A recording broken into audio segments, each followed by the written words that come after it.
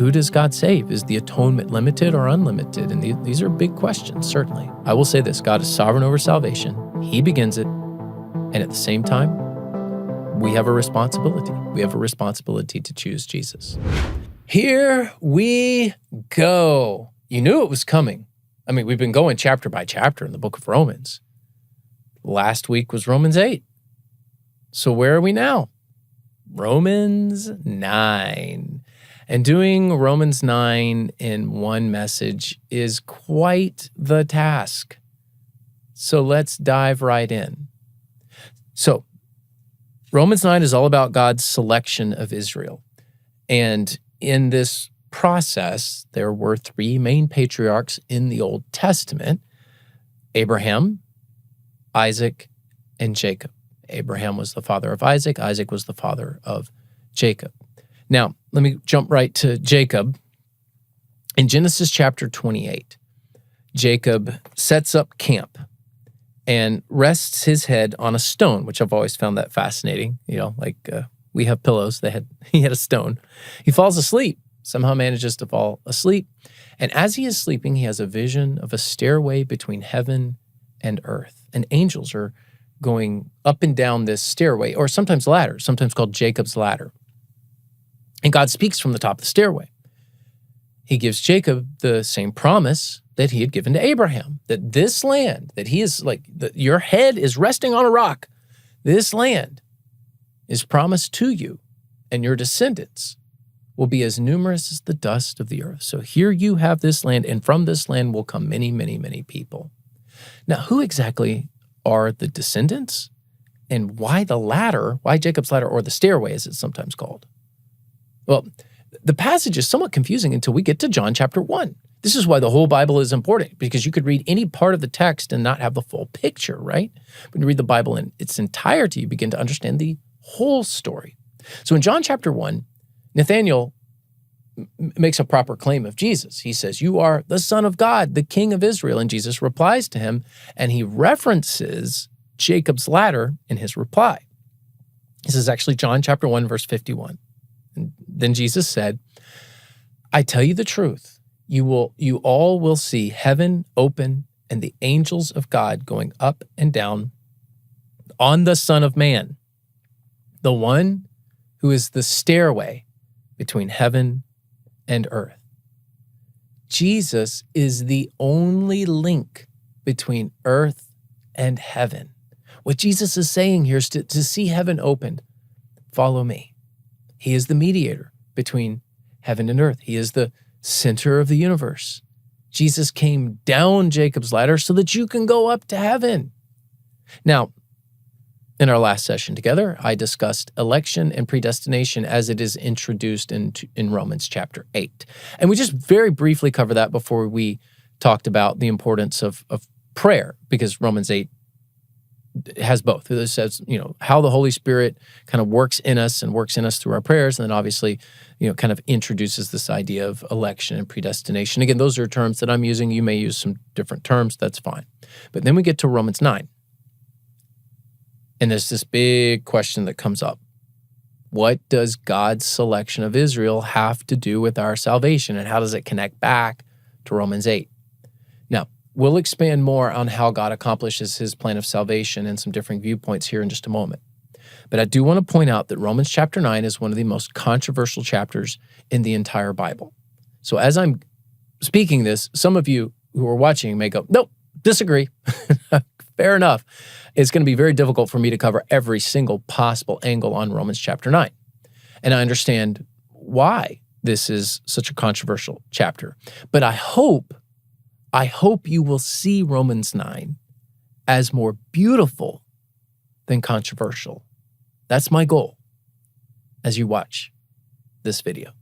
So Romans chapter 9, it begins with Paul struggling how few Jews are coming to Christ compared with the Gentiles. And he wishes that there were more Jewish people, his own people, who would see the truth of Jesus. He has, as it says here, unending grief for the Jews. And then he says he would be cursed. He says, I would choose to be cursed cut off from Christ if it meant that all of the Jewish people could be saved. He knows not all will. Some will, but not all. And then in verses 6 through 9 of Romans 9, God chose or selected Israel to be the way in which salvation is offered to everyone, both Jew and Gentile. But then in verse 8, just because you are, and it says here, Abraham's physical descendants or Jewish, does not mean you are saved. And again, this is a quote from Paul, the children of the promise are those who accept Jesus. So he, as we progress through Romans 9, you get to verse 24, Paul clarifies and says that people will be saved from both the Jewish people and from the Gentiles. So we get a more complete picture here of what God is doing. But then there's a lot happening in Romans 9. Beginning in verse 10, Paul references the story of Jacob and Esau. And we get this very controversial verse, which is so easy to skip over, but I'm not going to do that. We're going to make this one of the main points. Romans 9:13, the words of the scriptures, I loved Jacob, but I rejected Esau. Some of your translations may say, I hated Esau. We're going to talk about that here in a moment. So what's the backstory? Okay, so this is going to help us understand the context of Romans 9. So back to the patriarchs. Abraham's two sons were Ishmael and Isaac. Ishmael was a son that he had with his slave. Isaac was a son that he had with his wife. So Isaac was born as God intended. It was through faith. In fact, it was a supernatural birth because both Abraham and his wife were much older, a lot older. Ishmael was born through sin. It was not a supernatural birth, it was a natural birth. So Isaac would have twins. Esau, who was technically the older of the twins, and Jacob, who was younger. So Esau was the one who was born first. Jacob was the one who was born second. And in an unusual prophecy, we learned that the older Esau will serve the younger Jacob, which would be complete reverse of what would have been expected at the time. Now, Esau, as the firstborn, he was an outdoorsman. He was a man's man. Jacob, as the secondborn, was, we'll just say he was smooth and ambitious. In fact, Esau's name literally means hairy. So he's just a dude. He was a man's man. Jacob's name means heel grabber or cheater. So Esau was a hunter. Jacob liked the indoors, kind of a mama's boy a little bit. In this way, Isaac preferred Esau, and Rebekah, his wife, preferred Jacob. And through a scheme with his mother, Jacob deceives his father Isaac and his brother Esau out of the family birthright, just as was prophesied. And it turns into this big family drama. Mom deceiving, youngest son lying, father trembling, Esau weeping and seeking revenge. And you can read all about that in the book of Genesis. And for those of you who know the story, you know that I'm kind of very much moving quickly and summarizing here. The point that I want to make is that a deep family divide forms. The Jewish people end up tracing their line through Isaac and Jacob. In fact, Muslims trace their line through Ishmael and Esau. So you can begin to say, wow, those tensions still exist today. They do. That's part of what the Bible prophesied about. So Jacob, because he deceived everyone, ends up running away. He flees because Esau wants to kill him, and Esau, being a hunter, can absolutely kill him. Jacob, in this deceit, he didn't deserve God's blessing. He was a cheater. But God, in his grace, used him anyway. In the same way, we don't deserve salvation, yet God, in his grace, saves us anyway. So Jacob would eventually return to Esau's land after 20 years. Like the guilt was just haunting him. He had to remedy this. And on the night before he was to face Esau, he wrestles with God. So that's Genesis chapter 32. It was a very dark night of the soul. He's spiritually broken, and he's physically broken as well. But God does something. He changes his name from cheater to Israel, or God rules, or may God prevail. That's kind of what does Israel mean? God rules, or may God prevail. And so he's had this dark night of the soul. He's wrestling with God. He needs to reconcile with his brother. And as the sun rose, Jacob looks up and he sees his brother. Hadn't seen him for like 20 years. Now this is Esau, the brother that he cheated out of the birthright. This is his family that he deceived.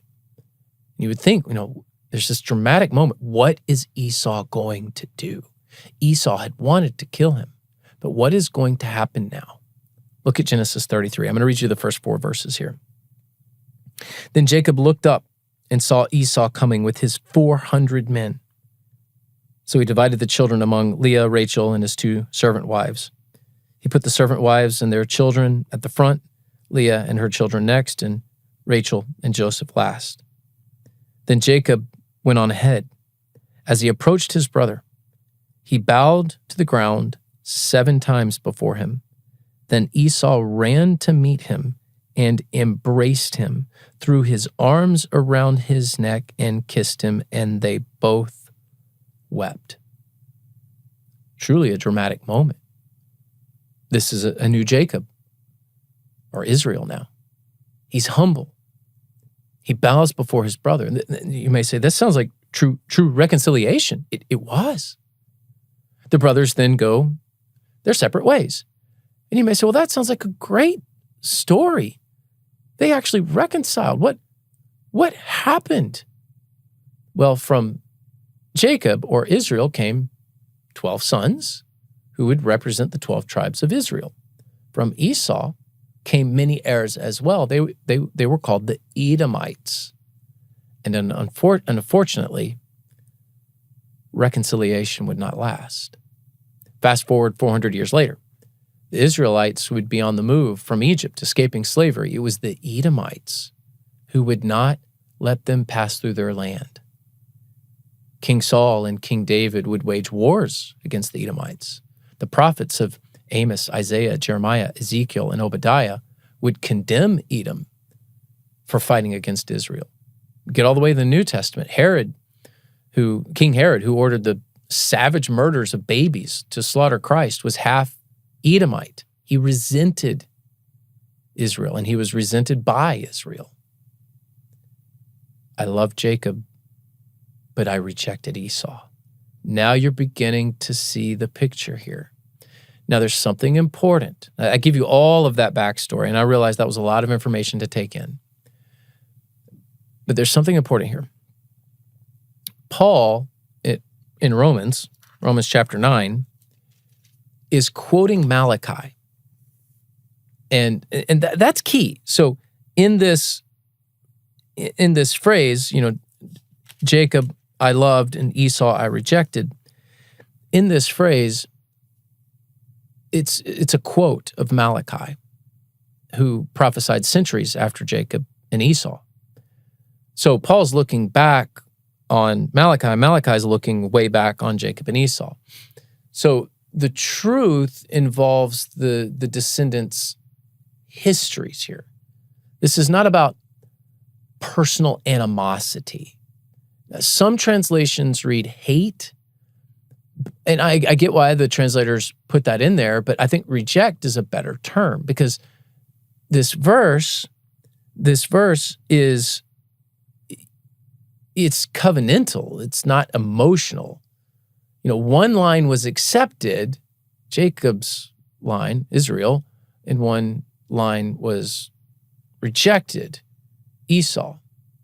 What Paul is saying here, and I realize that this can be very controversial, but what Paul is saying here is that national heritage does not save you. Personal merit does not save you. Salvation comes by faith, not by family tree. Which gets us to verse 14. Was God being unfair? And you would say, wow, that's tough. Was God unfair for not choosing the line of Esau? Well, no, he was not being unfair. They ended up rejecting God. They ended up rejecting him. But look at verse 16. Look at Romans 9:16. So it is God who decides to show mercy. We can neither choose it nor work for it. So again, the lesson here is that salvation does not depend on our own effort, but it depends upon God's sovereign power. God is the one who saves. But so then the question comes up, okay, but what should we do with the truth that there's a group of people that are ultimately rejected by God? That's a tough question.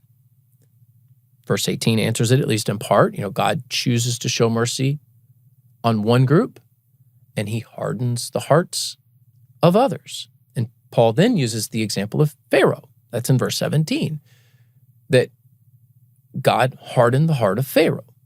And it was Pharaoh's rejection that was ultimately used by God to show God's power. So the rejection of Esau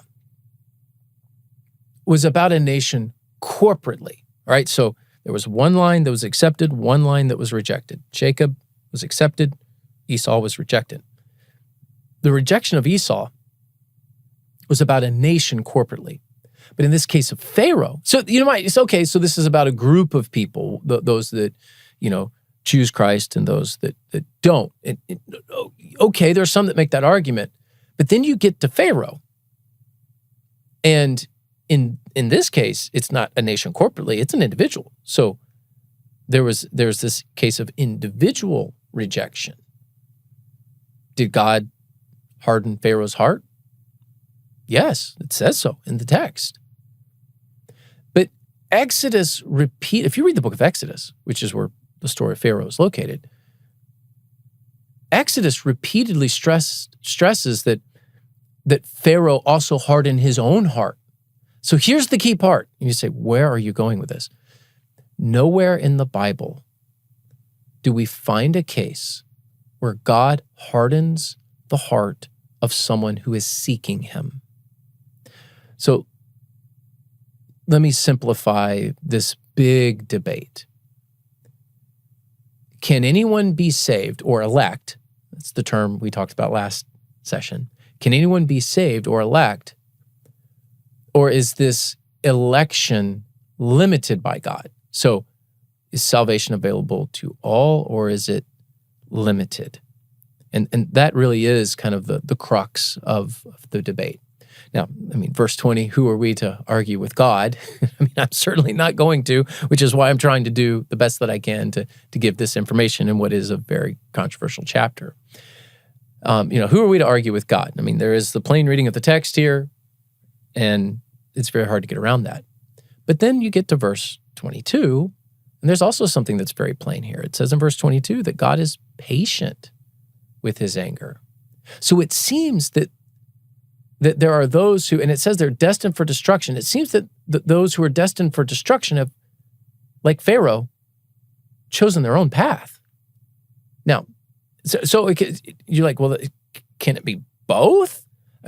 Is it possible that we're the debate is, unnecessary? Well, it's raged for centuries. Countless volumes have been written. We have a variety of perspectives. Even in my own church, we have a variety of perspectives. I love Charles Spurgeon's answer to this. He was the Prince of Preachers, one of the most prominent pastors of the 1800s, and whose writings are still popular today. And he was asked about this text, at least this concept, do you view God's sovereignty and human free will as complementary or contradictory, right? So, God is choosing whom he will choose, yet at the same time, we have a responsibility to choose God. So which is it? Are these concepts complementary or are they contradictory? And he famously replied, I never reconcile two friends. I think it's a great answer. God is sovereign over salvation. He alone saves. That is very clear in Scripture. It is God's sovereignty that leads to salvation. He's the one who starts it. We don't start the process of salvation. He starts it. At the same time, so is there an elect? Yes, in that sense there is. God is the one who's beginning all this. At the same time, we have a responsibility to accept Christ. And in that sense, the decision is ours. We have to say yes to Jesus.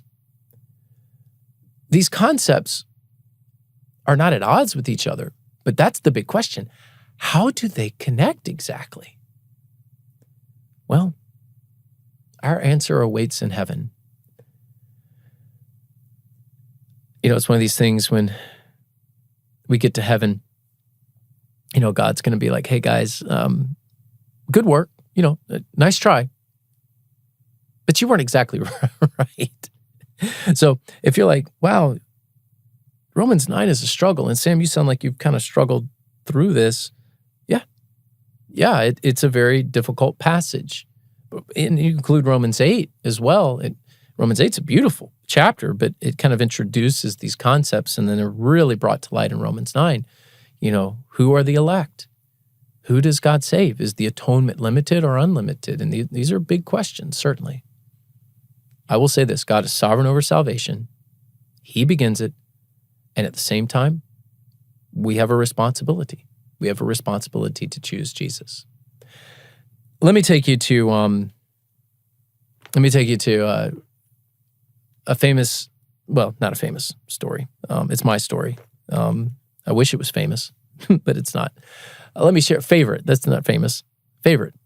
Let me share with you one of my favorite stories of something that happened in my 20s. And some of you have listened to my content. Certainly, some of you in my church have heard this story.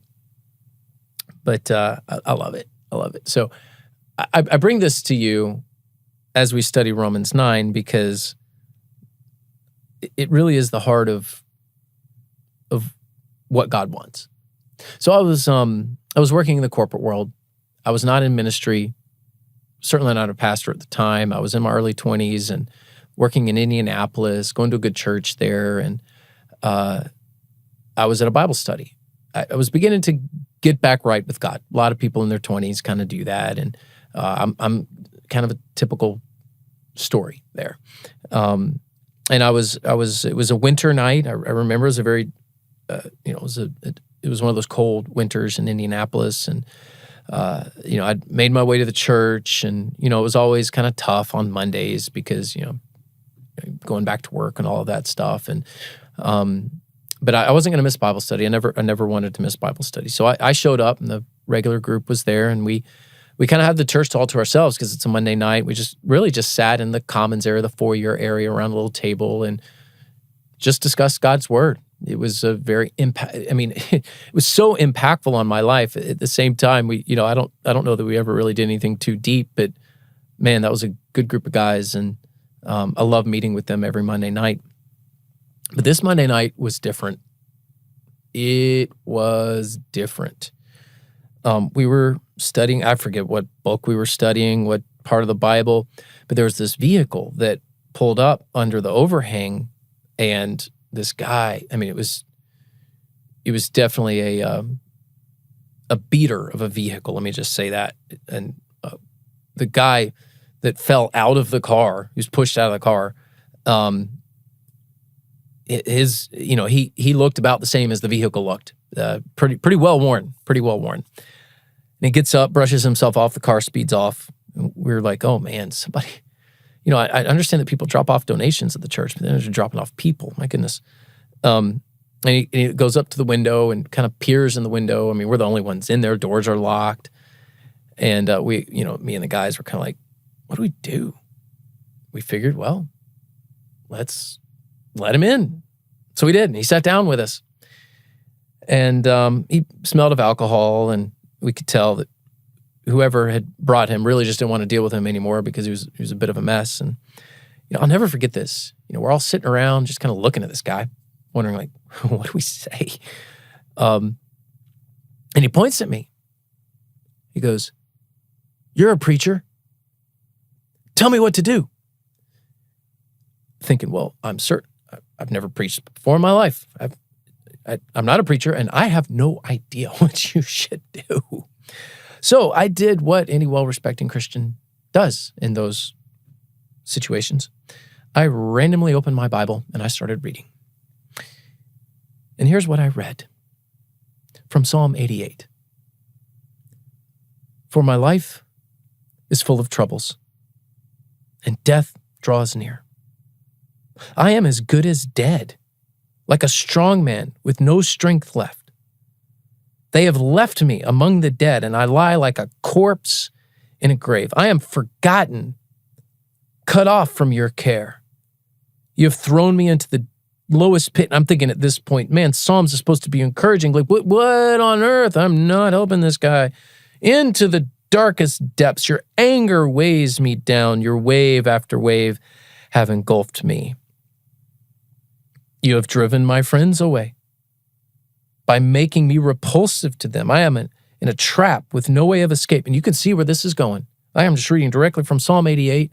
I'm like, this is like the least encouraging passage in the Bible. God, I randomly got here.